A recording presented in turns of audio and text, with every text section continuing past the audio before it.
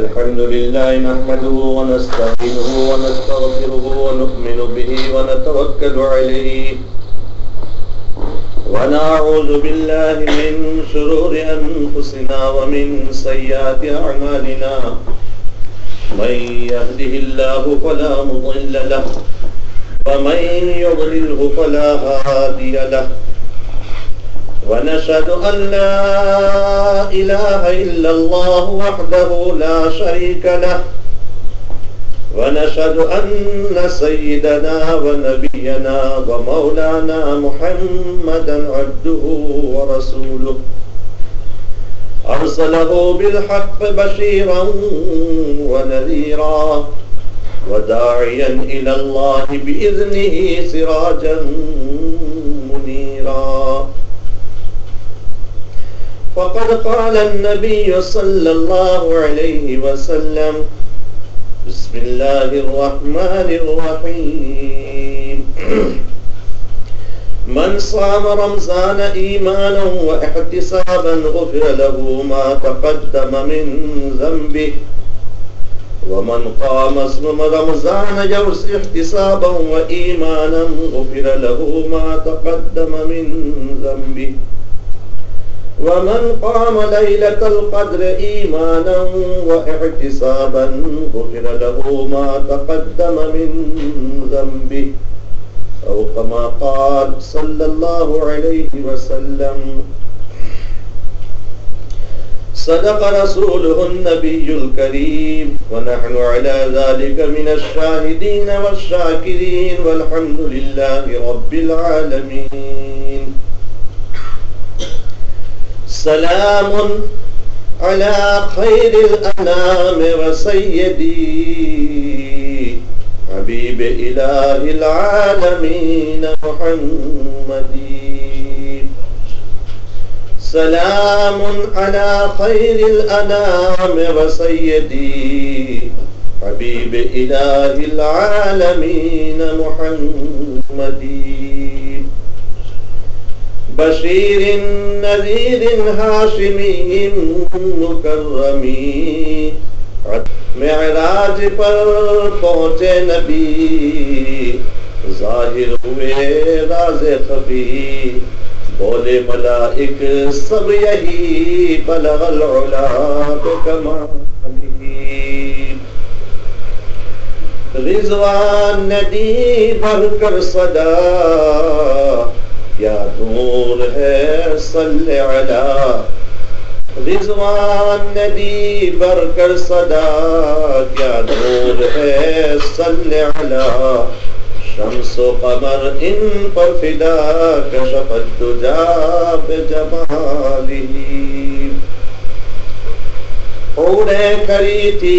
صف بصف بولی زہے عز و شرف. حوریں کھڑی تھی صف بصف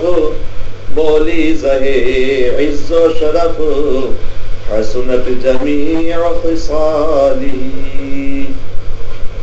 حق نے کہا اے بندگاں میرا ہے پیارا مہمان. حق نے کہا اے بندگاں میرا ہے پیارا مہمان. یہ صاحب کون مکان صلو علیہ وآلہ. اللہم صلی علی سیدنا و نبینا و مولانا محمد وعلی آل سیدنا و نبینا و مولانا محمد وبارک وسلم. بزرگوں، میری مائیں، بہنیں اور بیٹیاں، اللہ تعالیٰ کے یہ بہت بڑا فضل و کرم اور احسان ہے کہ رمضان المبارک کے گریستن جامع مسجد کے اندر اللہ اور اس کے رسول صلی اللہ علیہ وسلم کی باتیں کہنے اور سننے کا، اور وہ بھی رمضان المبارک کے اندر ہم کو موقع نصیب فرمایا. جبکہ رمضان المبارک کے اندر اللہ تعالیٰ کی رحمتیں مستدار بارش کی طرف برستی ہے. اللہ تعالیٰ گویا ایک داتا اور دینے کے اوپر آمادہ اور تیار ہے۔ رمضان المبارک کے اندر ایک فرض جو انسان ادا کرتا ہے تو اس کو دوسرے مہینوں میں 70 فرضوں کے ادا کرنے کے برابر ثواب ملتا ہے، اور اس مہینے کے اندر ایک نفل نماز کے ادا کرنے کا ثواب ایک فرض نماز کے ادا کرنے کے برابر ثواب ملتا ہے۔ اللہ تعالیٰ کی رحمتیں بندوں اور بندیوں کی طرف موسلادھار بارش کی طرف متوجہ ہے کہ جو بھی ذرا سی حرکت کرے گا تو میں اس کے تمام گناہوں کو معاف کر دوں گا۔ جیسے ابھی آپ کے سامنے میں نے مشکات شریف کی جو حدیث پیش کی، اس میں نبی کریم صلی اللہ علیہ وسلم نے یہی فرمایا کہ من صام رمضان ایمانا و احتسابا غفر له ما تقدم۔ جس انسان نے رمضان مبارک کے روزے رکھے، لیکن ایمان ہونا چاہیے، اس لیے کہ اچھے عمل کے قبول ہونے کے لیے ایمان کا ہونا یہ اولین شرط اور ضروری ہے۔ ایمان کے بغیر انسان کی کوئی بھی بات اور کوئی بھی عبادت اس کی قبول نہیں ہوتی، اس نے فرمایا کہ ایمان کا ہونا ضروری، اور ساتھ ساتھ احتساب یعنی ثواب کی نیت ہونی چاہیے۔ کوئی ریاکاری، کوئی دکھاوا، نام و نمود اور کسی کو بتلانا وغیرہ یہ مقصود نہ ہو، تو ایمان شرط ہے، اور اس کے ساتھ ثواب کی نیت ہو، خالص لوجہ اللہ ہو،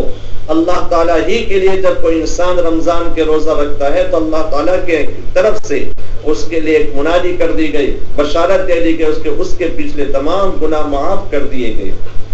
ساتھ ساتھ اسی حدیث پاک کے اندر دوسرا جز یہ بتلایا کہ جو انسان رمضان کے مہینے کے اندر تراویح کی نماز ادا کرے گا، یہ مرد اور عورت، اور ایمان کے ساتھ اور ثواب کی نیت سے، تو اس کے لیے بھی اس کے تمام گناہ معاف کر دیے جائیں گے۔ من کا لفظ یہاں پر عربی کے اندر آیا، مطلق ہے، معلوم ہوا کہ تراویح کی نماز جیسے مردوں کے اوپر ہے، اسی طریقے سے عورتوں کے اوپر بھی سنت مؤکدہ ہے، لیکن عورتوں کو جماعت کے ساتھ نماز ادا کرنا مکروہ تحریمی ہے، لہذا اپنے اپنے مکانوں کے اندر تنہا اور اکیلے تراویح کی نماز ادا کرنا چاہیے۔ جیسے مردوں کے لیے تراویح کی نماز پڑھنا اور ادا کرنا لازم اور ضروری، عورتوں کے اوپر لازم اور ضروری۔ بہرحال اللہ تعالیٰ کی رحمت اس بندے کی طرف متوجہ ہے، لہذا اس مہینے کی ہمیں قدر و قیمت ادا کرنی چاہیے، قدر و منصب ماننا چاہیے، اور اس کی قدر ادا کر کے جو کچھ بھی بن سکے اللہ تعالیٰ کے لیے ہمیں اس پر محنت اور کوشش کرنا چاہیے۔ انسان چاہے مرد ہو چاہے عورت طہارت کو پسند کرتا ہے، پاکیزگی کو پسند کرتا ہے، پاک صاف رہنے کو پسند کرتا ہے، اور میلے کچیلے رہنے کو کوئی بھی پسند نہیں کرتا، گندے اور خراب رہنے کو کوئی بھی مرد اور عورت پسند نہیں کرتا۔ یہی وجہ ہے کہ جب ظاہری ناپاکی لگ جاتی ہے، کپڑا خراب ہو جاتا ہے، بدن خراب ہو جاتا ہے، بچے نے پیشاب وغیرہ کر دیا تو فوراً اس کو دھو ڈالا جاتا ہے، غسل کر دیا جاتا ہے تاکہ ظاہری طہارت ہو جاوے، ظاہری ناپاکی دور ہو جاوے، اور انسان پاک صاف ظاہری اعتبار سے ہو جاوے۔ اسی طریقے سے یہ انسان کا باطن، انسان کا اندرون، انسان کا دل، یہ بھی تو گندا اور خراب ہو جاتا ہے، جیسا کہ اس کا ظاہر خراب ہوتا ہے تو اسی طریقے سے اس کا باطن اور اس کا اندر بھی خراب ہو جاتا ہے۔ چنانچہ حدیث پاک کے اندر آتا ہے کہ جب کوئی مرد یا عورت کوئی گناہ کرتا ہے تو اس کے قلب کے اوپر ایک کالا نقطہ لگتا ہے، اور دوسرا گناہ کرتا ہے تو وہ دوسرا کالا نقطہ لگتا ہے، یہاں تک کہ گناہ کرتے کرتے اس کا قلب نہایت سیاہ اور کالا بن جاتا ہے، جس کی وجہ سے اچھے عمل، اچھی باتیں اس کے دل کے اندر سرایت نہیں کرتی، اور اچھے کاموں کے کرنے کا اس کے دل کے اندر میلان اور شوق پیدا نہیں ہوتا۔ وہ گناہوں کے کرنے کی وجہ سے اس کے اندر سے جو خیر کی صلاحیت ہے وہ ختم ہوگی۔ لہذا جیسے ظاہر کے اندر ناپاک ہو جاتا ہے کپڑا، میلا کچلا ہو جاتا ہے، تو اس کو صابن لگا کر کے اس کو پاک صاف کیا جاتا ہے، دھویا جاتا ہے۔ جب کوئی برتن زنگ آلود ہو گیا، جب میلا کچیلا ہو گیا، اس کے اوپر کاٹ لگ گیا، تو اس کو مانجتے ہیں، صاف کرتے ہیں، اور اس کے اوپر سیقل لگاتے ہیں، اور سیقل کی وجہ سے وہ برتن آب و تاب والا بن جاتا ہے، چمکدار ہو جاتا ہے، صاف اور شفاف ہو جاتا ہے۔ اسی طریقے سے ہر چیز کی صفائی ہوتی ہے، تو آخر یہ انسان کا اندر جو گندا ہو گیا تو اس کی صفائی بھی تو یقیناً اللہ تعالیٰ نے اس کے متعلق حکم نازل کیا ہوگا، اور اس کے لیے احکام ہی ہے کہ جو عبادتیں مقرر کی ہیں، ان عبادتوں کی وجہ سے انسان کا جو اندرون ہے وہ پاک صاف ہو جاتا ہے۔ چنانچہ حدیث پاک کے اندر آتا ہے کہ انسان جب وضو کرتا ہے، مرد ہو یا عورت، اس کے وضو کرنے کی وجہ سے اس کے اعضائے وضو سے جو گناہ ہوئے تھے، ہاتھ، کان، پاؤں، ناک وغیرہ سے، تو اس وضو کرنے کی وجہ سے اس کے گناہ بالکل پاک صاف ہو جاتے ہیں۔ چنانچہ حضرت امام ابو حنیفہ رحمۃ اللہ علیہ، جن کو ہم مانتے ہیں، کوفہ کی مسجد کے اندر بیٹھے ہوئے تھے، اور ایک شخص نے کلی کی، اس کلی کرنے کی وجہ سے اس سے کہا کہ تب یا ولدی من شرب الخمر، تب یا ولدی من شرب الخمر، اے میرے بیٹے شراب کے پینے سے تو توبہ کر، اس لیے کہ اس نے اپنے منہ کے ذریعے سے شراب پی تھی، اور جو وہ گناہ تھا اس نے کلی کی، تو وہ گناہ اس کے پکلی کی اور پانی کے اندر اس کا ظاہر ہوا۔ اگرچہ وہ دوسروں نے ہی دیکھا، لیکن ابو حنیفہ رحمۃ اللہ علیہ اللہ تعالیٰ کے بہت بڑے بندے اور نیک آدمی تھے، یہاں تک کہ 99 مرتبہ بلکہ 100 مرتبہ اللہ تعالیٰ کو خود خواب کے اندر حضرت امام ابو حنیفہ رحمۃ اللہ علیہ نے دیکھا۔ لہذا اس شراب پینے کی وجہ سے جو گناہ ہوا تھا، جب کلی کرتے ہوئے پانی کے اندر گیا تو کہنا پڑا کہ شراب کے پینے سے تم اللہ تعالیٰ سے توبہ کر دو، آئندہ سے شراب پینا ترک کر دو۔ دوسرے نے جب منہ دھویا تو اس نے کہا کہ تب ولدی من الزنا، کہا کہ اے میرے لڑکے اس قسم کے حرکات سے اور اس قسم کے فعل سے تو توبہ کر۔ ایک نے جب گناہ جب منہ دھویا، ہاتھ دھوئے، تو اس سے کہا کہ تب من ولدی من حقوق الوالدین، یعنی اے میرے لڑکے، اے میرے بیٹے اپنے ماں باپ کی نافرمانی کرنے سے توبہ کر، اللہ تعالیٰ کی جناب کے اندر تو معافی مانگ لے، اپنے ماں باپ سے تو معافی مانگ لے، اور اپنے ماں باپ کی نافرمانی کرنے سے تو بچ۔ باہر اس طریقے سے یہ اس کے نمونے اور اس کے نظائر موجود ہیں کہ انسان جب وضو کرتا ہے تو وضو کے اندر انسان کے جو کچھ گناہ وغیرہ ہوتے ہیں وہ جھڑ جاتے ہیں، لہذا جب وضو کیا تو اس کے گناہ جھڑ گئے۔ اس کے بعد فرمایا کہ جب کہ 2 رکعت نماز ادا کی، چاہے مسجد کے اندر چاہے اپنے گھر کے اندر، اب وہ 2 رکعت چاہے تو فرض نماز اس نے ادا کی چاہے نفل نماز اس نے ادا کی، تو فرمایا کہ وضو کرنے کی وجہ سے انسان کے گناہ تو معاف ہی ہو گئے، اور یہ 2 رکعت پڑھنے کی وجہ سے اس کے لیے اور زیادتی درجات کا سبب بنے گا، اس کے درجات اللہ تعالیٰ کے لیے یہ بہت زیادہ بڑھیں گے۔ یہاں تک کہ جب رمضان کا مہینہ آتا ہے تو روزے رکھنے کی وجہ سے اس کے گزشتہ سال سے لے کر اس سال تک کے جو گناہ ہوئے تھے وہ معاف ہو جاتے ہیں۔ جب زکوٰۃ ادا کرتے ہیں تو زکوٰۃ کی وجہ سے اللہ تعالیٰ کا غصہ ٹھنڈا ہو جاتا ہے، گناہ معاف ہوتے ہیں۔ اور حج اگر فرض ہوا تو حج کے ادا کرنے کی وجہ سے تو انسان ایسا ہوتا ہے کہ ولدت امہ، جیسے اس کی ماں کے پیٹ سے کوئی بچہ پیدا ہوتا ہے، پہلے دن اس کا کوئی گناہ نہیں ہوتا، وہ بالکل پاک صاف ہوتا ہے، تو حج کر کے آنے کی وجہ سے وہ گناہوں سے ایسے ہی پاک صاف ہو جاتا ہے۔ لیکن ساتھ ساتھ اس کا بھی خیال رکھنا چاہیے کہ ہم یہ نہ سوچیں کہ پوری زندگی تو ہم نے نمازیں نہیں پڑھی، روزے نہیں رکھے، لوگوں کے حقوق کو ضائع کیا، اور اپنی اولاد کے اوپر ہم نے ظلم کیا، اپنے ساس اور بہو کے اوپر ہم نے ظلم کیا اور نافرمانی کی، اور آخری وقت کے اندر جا کر کے حج ادا کر لیں گے تو اس کے تمام گناہ معاف ہو جائیں گے۔ یہ بات نہیں، بلکہ گناہ صغیرہ جو ہوتے ہیں، اللہ تعالیٰ کے جو گناہ ہوتے ہیں، اللہ تعالیٰ ان گناہوں کو معاف کرتا ہے، لیکن وہ بھی یہ ہے کہ اگر نماز نہیں پڑھی تو حج کرنے کی وجہ سے اس کی نماز معاف نہیں ہوگی، نمازوں کی قضا اس کو ضرور کرنی پڑے گی۔ ہاں، نماز کے اس کے وقت کے اوپر ادا نہ کرنے کا جو گناہ ہوا تھا، اللہ تعالیٰ اس گناہ کو معاف کر دیتے ہیں، لیکن نماز معاف نہیں ہوتی۔ زکوٰۃ ادا نہیں کی، صدقہ فطر ادا نہیں کیا، تو یہ حج کرنے کی وجہ سے یہ معاف نہیں ہوگا، اس کو تو زکوٰۃ بعد میں بھی ادا کرنی پڑے گی، اپنی زندگی کے آخری احساس کے اندر بھی، یہاں تک کہ موت کے وقت میں وصیت کرنا اپنی زکوٰۃ کے ادا کرنے کے لیے مرد اور عورت کے لیے لازم اور ضروری ہے۔ لیکن حج ادا کر لیا تو اپنے وقت کے اوپر زکوٰۃ وغیرہ کے ادا نہ کرنے کا، روزے کے نہ رکھنے کا جو گناہ ہوا تھا وہ گناہ معاف ہو جاتا ہے، سرے سے وہ عبادت معاف نہیں ہوگی۔ حج کرنے کی وجہ سے حقوق العباد، بندوں کے جو حقوق ہے، جو نافرمانیاں کی ہے، جو ظلم وغیرہ کیے ہیں، تو وہ تو کسی بھی صورت کے اندر معاف نہیں ہوتے جب تک کہ بندے سے معافی مانگ کر کے اس کو معاف نہ کرا لیا جائے۔ بہرحال یہ عرض کر رہا تھا کہ یہ جو اللہ تعالیٰ نے عبادتیں رکھی ہے یہ اسی باطنی طہارت کے رکھی ہے، باطنی صفائی کے رکھی ہے کہ اس کی وجہ سے اس کا اندرون پاک صاف ہو جاتا ہے، اور جب پاک صاف اندر کا ہو جاتا ہے تو پھر نیکیوں کی طرف میلان ہوتا ہے، نیکیوں کی طرف انسان کا رجحان ہوتا ہے، اور ذرا سا کچھ ارادہ ہوا کہ نیکی کی طرف انسان چل پڑتا ہے، قرآن کی تلاوت کرتا ہے، روزہ رکھتا ہے، اپنا صدقہ اور خیرات کرتا ہے، ہر ایک کی فرمانبرداری کرنے کے اوپر اور بات کے ماننے کے لیے تیار ہوتا ہے۔ لیکن اگر گناہ کرتا ہے تو اس کا دل سخت ہو جاتا ہے، اور ایسا سخت ہو جاتا ہے کہ اچھی بات اس کے دل کے اندر اثر نہیں کرتی،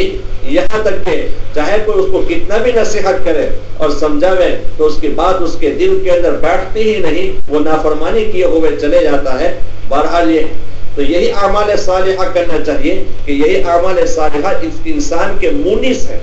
ہمدرد ہے، غمخوار ہے، اس کے رفیق اور اس کے ساتھی ہے، زندگی میں تو ساتھ، لیکن اخیر کے اندر بھی یہ ہے کہ مرنے کے بعد بھی اس کے ساتھ ہی رہتے ہیں۔ چنانچہ حدیث پاک کے اندر آتا ہے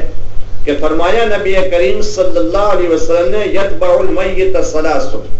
جب انسان مر جاتا ہے اور اس کو غسل دیا جاتا ہے، نہلایا جاتا ہے، کفنایا جاتا ہے، کفنانے کے بعد لوگ اس کو دفن کرنے کے لیے آتے ہیں، قبر کے اندر اس کو لٹا دیتے ہیں، تو جب قبر کے اندر اس کے لٹا دیا جاتا ہے تو اس کے ساتھ تین چیزیں جاتی ہیں، اس کے جنازے کے ساتھ ساتھ تین چیزیں جاتی ہے، یرجع اثنان ویبقى معه واحد، ان تین میں سے دو چیزیں تو واپس آ جاتی ہے اپنے گھر کے اوپر، اور ایک ہی چیز اس کے ساتھ رہتی ہے۔ جو تین چیزیں جاتی ہے اس کے رشتہ دار ہیں، بھائی ہے، باپ ہے، ماں ہے وغیرہ، رشتہ دار، محلے والے، ملنے جلنے والے، یہ بھی اس کو دفنانے کے لیے جاتے ہیں، اور ساتھ ساتھ اس کے ساتھ اس کا مال جاتا ہے۔ مال کا مطلب یہ ہے کہ جس شریر کے اوپر، چارپائی کے اوپر اس کو لٹا کر کے لیا جاتا ہے، یہ بھی تو اس کا مال ہے۔ کبھی کفن کے علاوہ کوئی زائد اس چادر نیچے بچھا دی گئی، وہ بھی تو وہ مال ہے، وہ بھی جاتا ہے، اور ساتھ ساتھ اس کے اعمال بھی جاتے ہیں۔ لیکن جب قبر کے اندر لٹا دیا گیا تو یہ دونوں چیزیں تو واپس آ جاتی ہے، نہ اس کا رشتہ دار اس کے ساتھ رہتا ہے، نہ اس کا باپ رہتا ہے، نہ اس کا بھائی رہتا ہے، نہ اس کی اولاد رہتی ہے، یہ تمام واپس آ جاتے ہیں۔ پھر اگر یہ اولاد کو ہم نے اچھی تعلیم دی تب تو پھر اللہم اغفر لوالدینا والاساتذہ کہنے والا ملتا ہے، ورنہ وہ بھی دنیا کے عیاشوں کے اندر پڑھ کر کے اپنے والدین کے لیے دعائے مغفرت وغیرہ بھی نہیں کرتا۔ تو بہرحال یہ رشتہ دار واپس جاتے ہیں، مال آ جاتے ہیں، لیکن اس کے اعمال اس کے ساتھ جاتے ہیں۔ چنانچہ ایک حدیث پاک کے اندر آتا ہے کہ جب میت کو، بندے کو، مرد یا عورت کو قبر کے اندر دفن کر دیا جاتا ہے تو نماز اس کے داہنی طرف میں حائل ہو جاتی ہے، کھڑی ہو جاتی ہے، اور اللہ تعالیٰ اس نماز کا جو ثواب ہے اس ثواب کو جسم والا بنا دیں گے، قبر کے اندر بھی، قیامت کے میدان کے اندر بھی۔ جیسے کہ ہم خود ایک جسم اور ذات ہے، ہمارا مال اور سامان اور ہمارا مکان ایک جسم اور ذات ہے، اس کو ہم دیکھ سکتے ہیں، تو اسی طریقے سے یہ عمل جو ہے جو ابھی تک نظر نہیں آتا، لیکن قیامت کی در قبر کے دن اللہ تعالیٰ اس کا جسم بنا دیں گے۔ تو اگر دنیا میں نماز پڑھی ہے تو اس کے داہنی جانب کے اندر وہ جسم بن کر کے کھڑی ہو جاتی ہے، روزہ اس کے بائیں جانب کے اندر کھڑا ہو جاتا ہے، اور صدقہ و تلاوت وغیرہ کیا ہے اور صدقہ وغیرہ دیا ہے تو وہ سر کی طرف کھڑا ہو جاتا ہے، اور نماز کے لیے جو قدم اٹھائے ہیں، جو کوشش کی ہے، چاہے اپنے گھر ہی کے اندر ایک روم میں سے دوسرے روم کے اندر وضو کرنے کے لیے گئے اور ایک روم کے اندر ہم نے نماز پڑھی، تو یہ جو قدم اٹھائے تو یہ قدم پر جو ثواب ہے وہ اس کے پاؤں کی طرف ہو جاتا ہے، اور جو خیرات وغیرہ کیا ہے وہ ایک کونے کے اندر کھڑا ہو جاتا ہے۔ پھر دفن کرنے کے بعد تمام لوگ واپس ہو جاتے ہیں، اور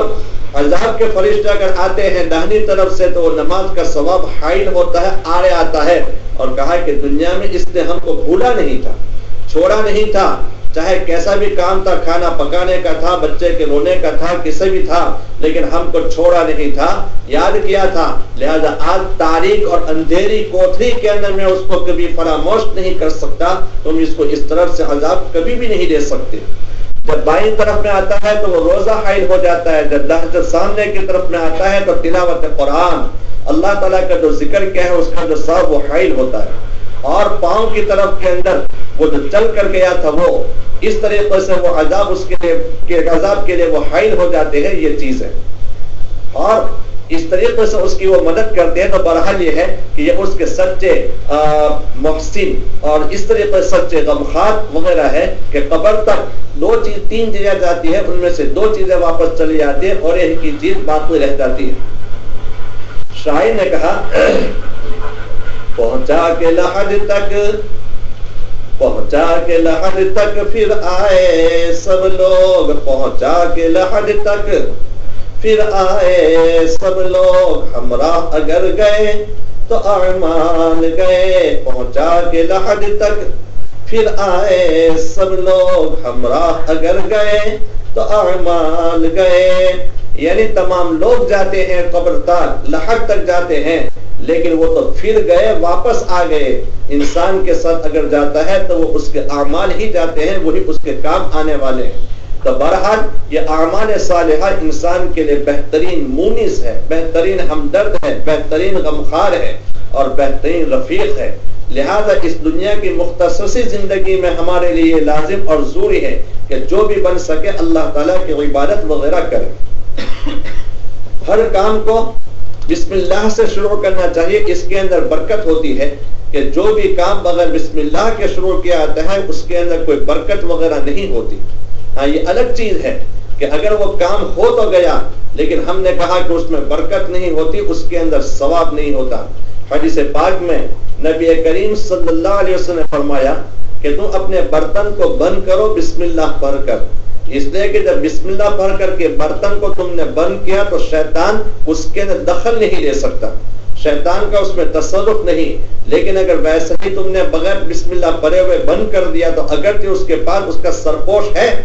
اس کا ڈھکن رکھا ہوا ہے، لیکن شیطان اس کے اندر گھس جاتا ہے، اور شیطان جب اس کی آمیزش ہو جاتے پھر وہی کھانا ہم کھاتے ہیں تو ہمارے لیے نقصان دینے والا اور بیماری کو پیدا کرنے والا ہوتا۔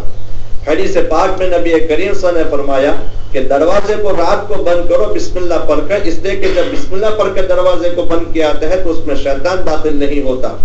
اور یہ بھی حدیث پاک میں آپ نے فرمایا کہ رات کے وقت میں جب آفتاب غروب ہونے لگے، مغرب کی اذان کا وقت ہو جائے تو اس وقت میں چھوٹے بچوں کو باہر نہ نکالو،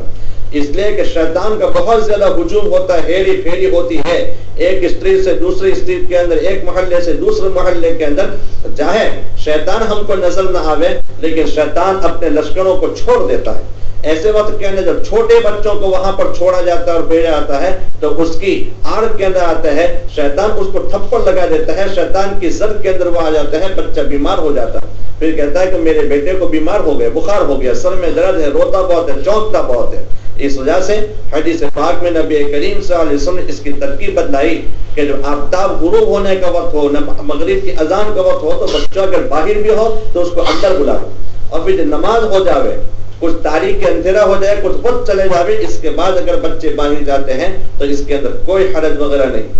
ساتھ ساتھ بچے باہر نکلے، اگر وہ پڑھ نہیں سکتے تو ہمارے لیے، بڑوں کے لیے، ماؤں کے لیے، بہنوں کے لیے، بڑوں کے لیے، باپ کے لیے، بھائی کے لیے ضروری ہے کہ آیت الکرسی پڑھ کر کے ان کے اوپر دم کریں، اس لیے کہ آیت الکرسی گویا ایک شیطان کے لیے، جنات کے لیے ایک قلعے کی حیثیت رکھتا ہے کہ مکان کو مقفل کر کے، پیک کر کے کوئی انسان بیٹھ جاتا ہے تو دشمن کا اس کے اوپر حملہ نہیں ہوتا۔ اسی طریقے جب آیت الکرسی ہم خود پڑھ کر کے اپنے اوپر دم کریں یا اپنے بچوں کے اوپر دم کریں تو انشاءاللہ شیطان کا اور جنات کا اس کے اوپر کوئی اثر اور کوئی داؤ نہیں چلے گا۔ یہاں تک کہ حدیث پاک میں نبی کریم صلی اللہ علیہ وسلم نے فرمایا کہ انسان جب سوتے وقت کے اندر آیت الکرسی پڑھتا ہے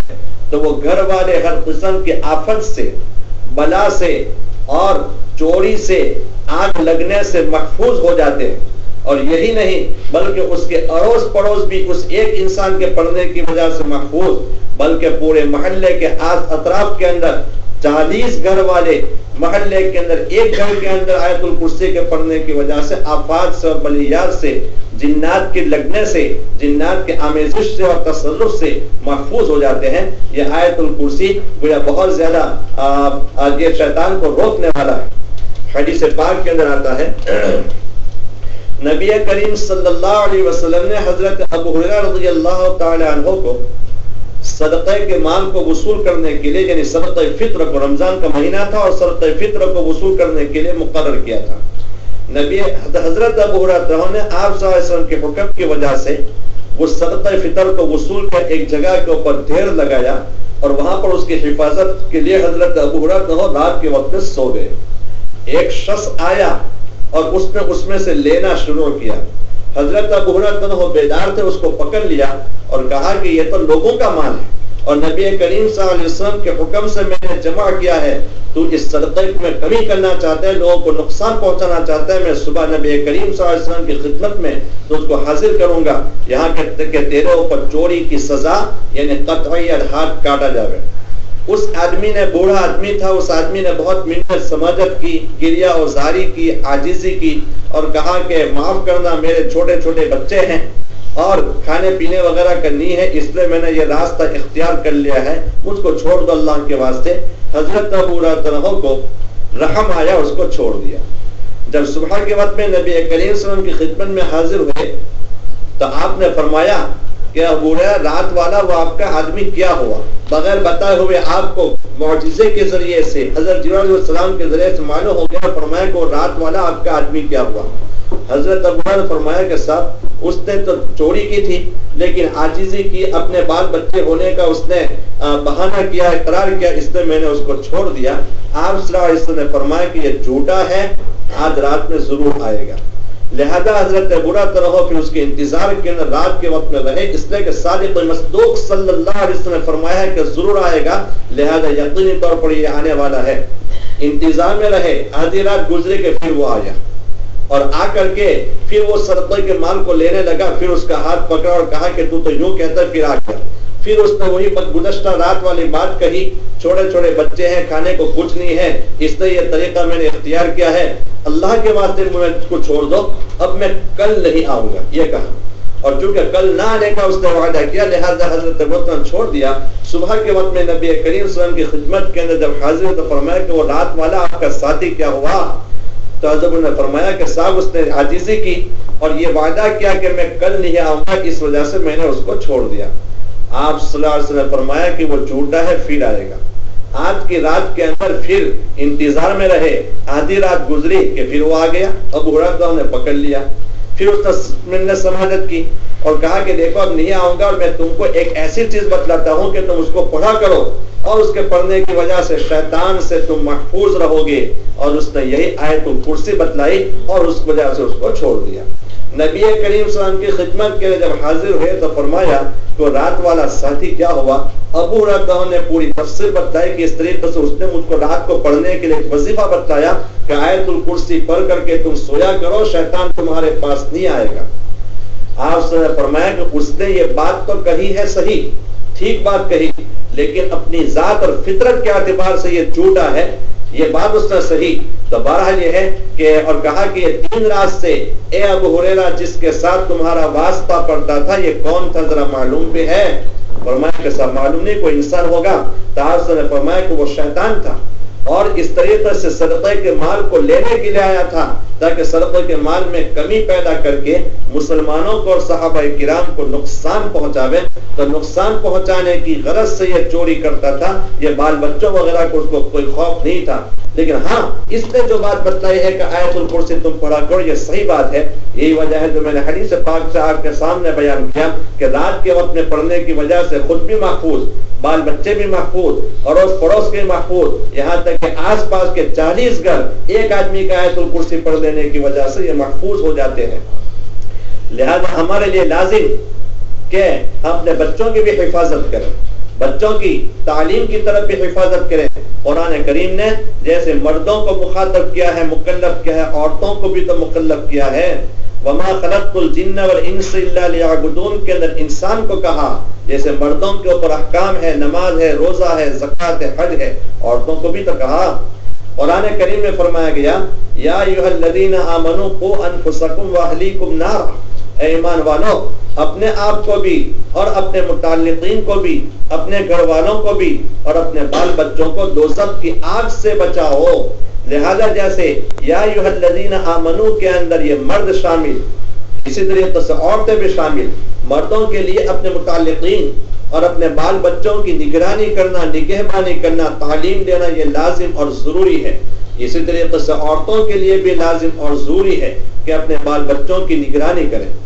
بلکہ مردوں کی بنسبت عورتیں اپنے بال بچوں کی نگرانی اور تربیت زیادہ کر سکتی ہے، اس لیے کہ بچہ اپنے باپ کی بنسبت اپنی ماں کی طرف زیادہ مائل ہوتا ہے اپنے باپ کی بنسبت۔ حدیث پاک کے اندر آتا ہے، فقط دلیل کے طور پر میں ایک حدیث پیش کرتا ہوں۔ حدیث پاک کے اندر آتا ہے کہ ایک شخص نے اپنی بیوی کو طلاق دے دی اور وہ بچہ چھوٹا تھا۔ اب اس کے بعد بچہ کس کے ساتھ ہونا چاہیے؟ لہذا آپ صلی اللہ علیہ وسلم نے ایک طرف ماں کو بٹھلایا، ایک طرف باپ کو بٹھلایا اور بچے کو بیچ میں رکھا اور کہا کہ بچے ان میں سے تو جس کی طرف بھی چاہتا ہے مائل ہو جا۔ وہی اپنی فطرت کی بنا پر، محبت کی بنا پر بچہ ماں کی طرف جا رہا تھا۔ آپ صلی اللہ علیہ وسلم دعا فرمائی کہ اللہم اہدے، اللہ تعالیٰ اس بچے کو تو اچھی ہدایت دے دے۔ آپ کی دعا کی وجہ سے جو بچہ ماں کی طرف جا رہا تھا اس کو باپ کی طرف مائل کر دیا اور باپ کے پاس وہ چلا گیا۔ یہ اس لیے کہ العیاذ باللہ خدا نخواستہ دونوں کے درمیان میں جب جدائی ہوتی ہے تو ایک عمر کے بعد بچے کی تربیت کی ضرورت پڑتی ہے، بچے کو ذرا تعلیم کی ضرورت پڑتی ہے، اور جب بڑے ہونے کے بعد ماں کی بنسبت باپ چونکہ اس کی تعلیم زیادہ دے سکتا ہے، ماں تو پیار کرتی ہے، بچے نے رویا کہ مولوی صاحب ماریں گے، ماسٹر یہ کریں گے، وہ کریں گے، آپ تو سر میں درد ہے، تو ماں کہتے ہیں کہ اچھا بیٹا بچ جائے، باپ کہتا ہے تو ماں باپ کے سامنے شکایت نے پھر سفارش کرتی ہے کہ خیر اب ایک دن میں نہیں جائے، کل پہنچ، تو اس طریقے سے۔ اور باپ کے نا ذرا سختی ہوتی ہے، وہ اس قسم کی باتوں کو وہ مانتا نہیں۔ اس وجہ سے جب ایک عمر ہو جاتی ہے لڑکے کے لیے 7 سال اور لڑکی کے لیے 9 سال، اس کے بعد باپ کو حق پہنچتا ہے کہ ان کو اپنے پاس رکھ کر کے ان کی تعلیم دے، اس لیے کہ 7 سال کے بعد پھر تعلیم کی ضرورت پڑتی ہے اور تعلیم کے اندر ماں کی بنسبت باپ زیادہ طاقت رکھتا ہے، اور لڑکی کے لیے 9 سال کے بعد اس کی حفاظت کی ضرورت پڑتی ہے اور حفاظت میں ماں کی بنسبت باپ ہی زیادہ حفاظت کر سکتا ہے، اس وجہ سے 9 سال رکھنے کے لیے کہا گیا۔ بہرحال قرآن کریم کی آیت میں نے تلاوت کی کہ اپنے متعلقین کو دوزخ کی آگ سے بچاؤ، تو میں یہ کہہ رہا تھا کہ مرد کی بنسبت عورتیں جو ہے وہ اپنے بچوں کی زیادہ تربیت کر سکتی، اس لیے کہ اولاد جو ہے وہ اپنے بچوں کی طرف زیادہ مائل ہوتی ہے، بلکہ عورت جو ہے یہ بچے کا سب سے پہلا مدرسہ، عورت جیسا کام کرے گی اس کا بچہ وہی طریقہ اختیار کرے گا اور آخر تک وہی طریقہ کار اس کا رہے گا اور وہی اس کے دور اور عادتیں وغیرہ یہی رہے گی۔ اس لیے عورتوں کو اپنے اولاد کی بہت زیادہ توجہ دینے کی ضرورت ہے اور خود بھی ایسی کوئی حرکت نہ کریں جس کی وجہ سے اس کا اثر بچوں کے اوپر پڑے۔ بچے اگرچہ چھوٹے ہوتے ہیں فوری طور پر تو وہ کوئی اس کا نتیجہ ہمیں معلوم نہیں، لیکن بڑے ہونے کے بعد ماں باپ نے ان کے سامنے جو وہ بچے تھے جو حرکت کی تھی وہ بعد میں ان کے دماغ کے اندر نمایاں ہوتی ہے، ظاہر ہوتی ہے۔ جیسے کیمرے کے اندر تصویر لے لی جاوے تو تصویر لینے کی وجہ سے فوری طور پر اس کا کوئی اثر نہیں، لیکن ذرا اس کو ٹھلا دیا جاوے تو وہ تصویر نمایاں ہوتی ہے، ظاہر ہوتی ہے۔ اسی طریقے سے بچے کا دماغ، چھوٹا بچہ ہوتا ہے، دودھ پیتا بھی کیوں نہ ہو، 2 سال کے اندر کا بچہ بھی کیوں نہ ہو، لیکن گھر کے اندر چھوٹے بڑے جو حرکت کرتے ہیں اس کا دماغ اس کو پیک اپ کرتا جاتا ہے، اس کو اپنے ذہن کے اندر جماتا جاتا ہے، گویا جیسے کہ سامنے کیسر ہوتی ہے اور اس کے اندر سب آ جاتا ہے اور بعد میں وہ بچتا ہے، اسی طریقے سے اس کے دماغ کے اندر تمام چیزیں سما جاتی ہے، اور جب بڑا ہوتا ہے تو اس کا دماغ کھلتا ہے وہ کیسر کی طرح اور وہی حرکتیں کرنے لگتا ہے جو اس کے بڑوں نے اس کے بچپن کے اندر کیا تھا، لہذا اس کے ذمہ دار وہی خود کے بڑے رہیں گے، نہ کہ یہ چھوٹے، اس لیے کہ انہوں نے اس کو غلط راستے کے اوپر لگا دیا۔ صحابیات کے اندر بہت بڑی بڑی عالمہ گزرے ہیں، خود حضرت عائشہ صدیقہ رضی اللہ عنہا کے متعلق نبی کریم صلی اللہ علیہ وسلم نے فرمایا کہ خذوا من هذه الحمیرہ ثلثی دینکم۔ نبی کریم صلی اللہ علیہ وسلم نے صحابہ کرام سے فرمایا کہ یہ گوری جو عورت ہے جنہیں حضرت عائشہ صدیقہ کے متعلق فرمایا تمہارے دین کے 2 ثلث 2 تہائی اور 2 حصے ان سے حاصل کرو، تو گویا 2 تہائی علم حضرت عائشہ صدیقہ رضی اللہ عنہا کو حاصل تھا اور فقط 1 ہی تہائی دوسرے صحابہ کرام جو جلیل القدر تھے۔ یہی وجہ ہے کہ صحابہ کرام کو جب کسی مسئلے کے اندر شبہ ہوتا، کسی قرآن کی آیت کا مطلب سمجھ میں نہیں آتا، تو حضرت عائشہ صدیقہ عنہا کے پاس تشریف لے جاتے اور پردے کے اندر رہ کر کے ان سے وہ مسئلے کو معلوم کرتے۔ زمانے ماں بعد کے اندر بھی حضرت عمر فاروق رضی اللہ عنہ جلیل القدر صحابی، لیکن حضرت اسما رضی اللہ تعالی عنہا سے اپنے خواب کی تعبیروں کو پوچھتے تھے، معلوم کرتے تھے کہ میں نے یہ خواب دیکھا تو اس کی تعبیر کیا ہے۔ اور ظاہر بات ہے کہ انسان جب کوئی خواب دیکھتا ہے اس کی تعبیر بتلانا، اس کا مطلب بتلانا، یہ اسی وقت کے اندر ہو سکتا ہے جبکہ علم کے اندر اس نے کمال پیدا کیا ہو۔ حضرت اسما وہ کاملہ تھی۔ حدیث کے کتاب ابو داؤد شریف ان کے مصنف ہیں، تو ان کے مصنف کے استادوں کے اندر ایک عورت بھی ہے، یہاں تک کہ بعض محدثین کی استاد 80 عورتیں ان کے استاد کے اندر رہ چکی ہے۔ بڑا یہ ہے کہ عورتوں نے بھی بڑا کمال پیدا کیا ہے مردوں کی طریقے سے، لیکن صورت یہ ہے کہ اس کی طرف ہم توجہ دے رہے ہیں۔ یہی عورت ہے کہ اپنے بچے کو اگر تربیت دینا چاہتی ہے تو بچے کے اوپر بہت بڑا اثر پڑ سکتا ہے۔ جیسے مشہور ہے کہ شیخ عبد القادر جیلانی رحمت اللہ علیہ بہت چھوٹے تھے، بغداد سے بہت دور ان کو علم سیکھنے کے لیے جانے کی طلب پیدا ہوئی۔ ان کی والدہ نے ان کو شوق سے اجازت دی اور 40 اشرفیاں 40 گنیاں ان کو دی اور ان کے بغل کے اندر کرتے کے اندر سی دیا، اور جاتے وقت میں کے اندر یہ نصیحت کی کہ بیٹا چاہے کچھ بھی ہو جاوے تو جھوٹ مت بولنا، لہذا وہ قافلے کے ساتھ چلے۔ درمیانی راستے میں اس وقت کے اندر اس طریقے سے یہ ہوائی جہاز ہو، یہ موٹر ہو وغیرہ تھا نہیں، بہت سے کچھ لوگ مل کر کے آپس میں جاتے تھے قافلے کی صورت کے اندر، ساتھیوں کی صورت کے اندر، لہذا وہ جا رہے تھے، راستے کے اندر ڈاکو لوگ ملے اور ان لوگوں نے ان تمام کے پاس سے جو کچھ مال وغیرہ تھا وہ مال لے لیا۔ یہ عبد القادر جیلانی چھوٹے بچے تھے۔ ایک ڈاکو نے اس سے پوچھا کہ تمہارے پاس کچھ ہے بچے؟ تو کہا کہ ہاں میرے پاس بھی ہے، اور ایک دو نہیں، اس وقت کی 40 اشرفیاں اور 40 گنیاں ہیں، اور میرے کرتے میں بغل کے نیچے میری والدہ محترمہ نے سی کر کے مجھ کو دیا ہے۔ وہ ڈاکو جھوٹا سمجھا کہ چھوٹا بچہ خام کا مذاق کرتا ہے، جھوٹ کہتا ہے،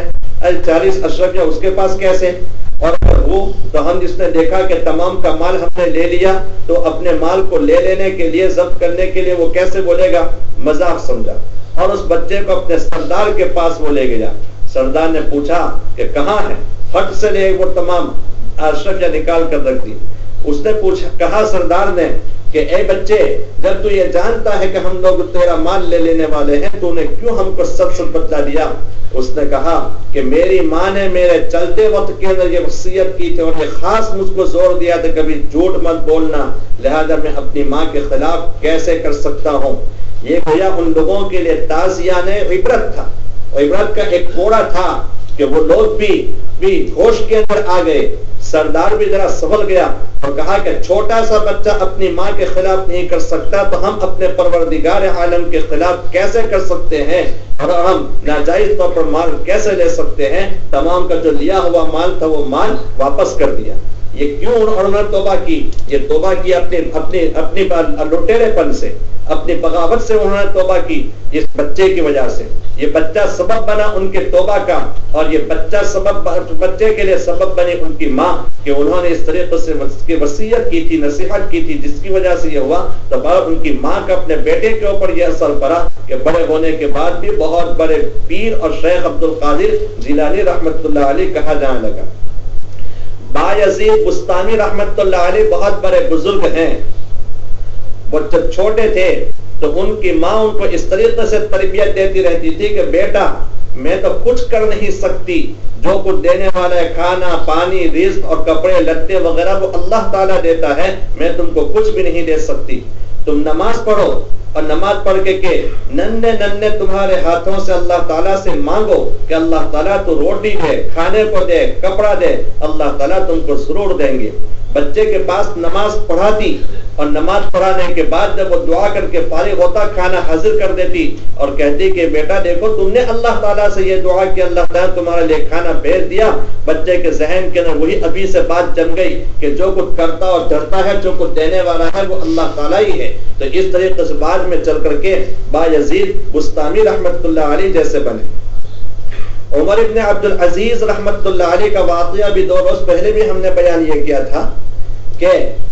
یہ حضرت عمر فاروق رضی اللہ تعالیٰ عنہ کے خاندان میں سے ہیں، ان کے پوتے لگتے ہیں۔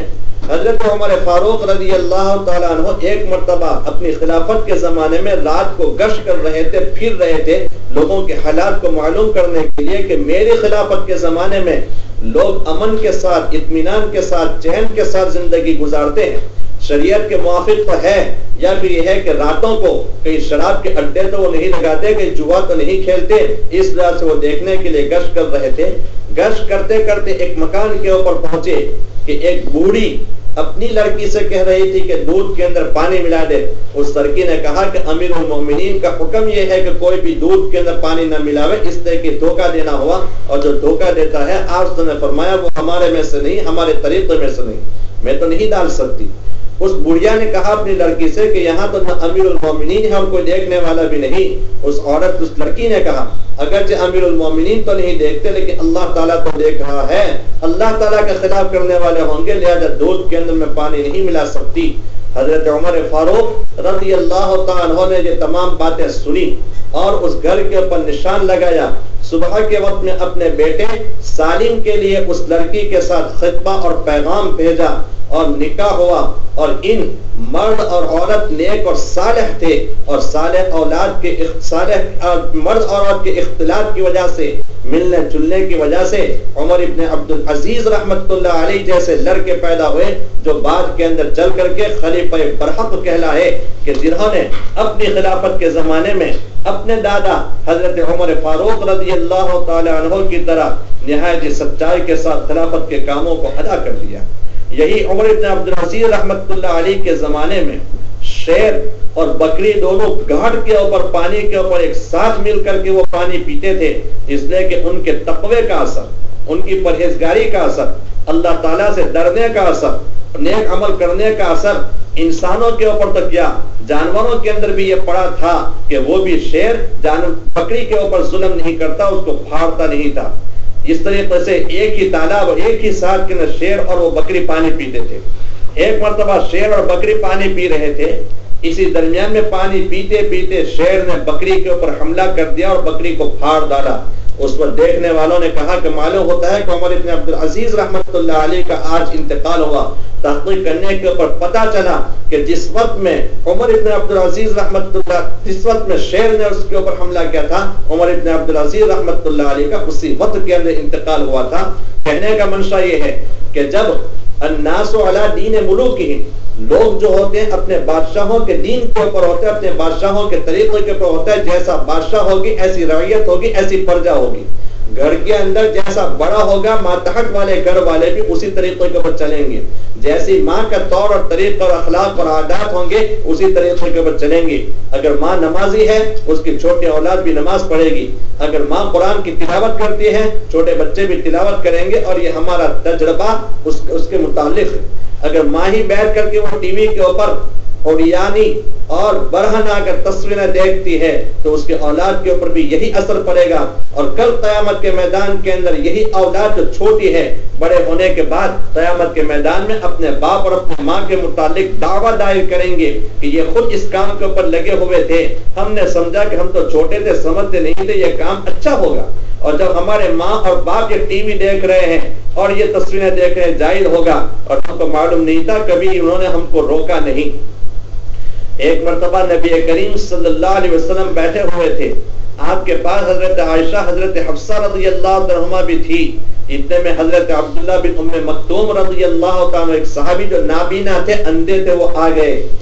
اور تو آپ نے اپنی دونوں بیویوں سے کہا کہ پردہ کر لو۔ انہوں نے کہا کہ یہ تو نابینا اور اندھے ہیں، یہ ہم کو دیکھ نہیں سکتے، پردے کی کیا ضرورت ہے؟ آپ نے فرمایا کہ یہ اندھے ہیں لیکن تم تو اندھی نہیں ہو، یہ تم کو نہیں دیکھ سکتے لیکن تم تو ان کو دیکھتی ہو، تمہارے لیے ان کا دیکھنا کہاں جائز ہے؟ لہذا یہ ٹی وی کے اوپر یہ عریانی اور یہ ننگے اور برہنہ تصویریں دیکھنا کسی صورت کے لیے جائز نہیں۔ یاد رکھیے کہ ان آنکھوں سے جب کہ یہ ٹی وی کے اوپر تصویریں دیکھے گی تو قیامت کے دن جہنم کے اندر سیسا تانبا پگھلایا جائے گا اور ان آنکھوں کے اندر گرم کر کے اس کو ڈالا جائے گا۔ یہ گانے وغیرہ سنیں تو تانبا اور سیسا پگھلا کر کے کان کے سوراخ کے اندر اس کو ڈالا جائے گا، اس کو یہ سزا دی جائے گی۔ آج کی یہ تھوڑی سی جو زندگی ہے 50 اور 60 سال کی، وہ تو گزر جائے گی، لیکن قیامت کے دن کی لامحدود زندگی، ہمیشہ جو رہنے والی زندگی ہے وہ ہمیشہ باقی رہے گی۔